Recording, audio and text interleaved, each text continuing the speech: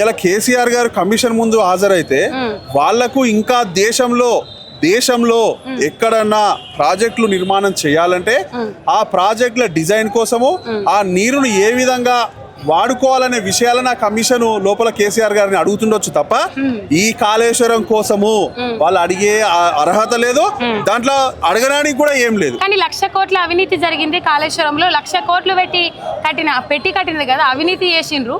ఈ మేడిగడ్డ బరాజులు కుంగిని అంటారు. ఇప్పుడు మొదటగా తెలుసుకోవాల్సిందమ్మా క్లియర్ గా ఒకటి, ఈ రాష్ట్రంలో ఉన్నటువంటి ఈ రాష్ట్ర ప్రభుత్వం నాయకత్వం వహిస్తున్నటువంటి వ్యక్తులకు కానీ ఆ ప్రభుత్వంలో చేసే ఆరోపణలు చేసే వాళ్ళకు ఒక విషయాన్ని మాత్రం స్పష్టంగా తెలుసుకోవాల్సిన అవసరం ఉంది.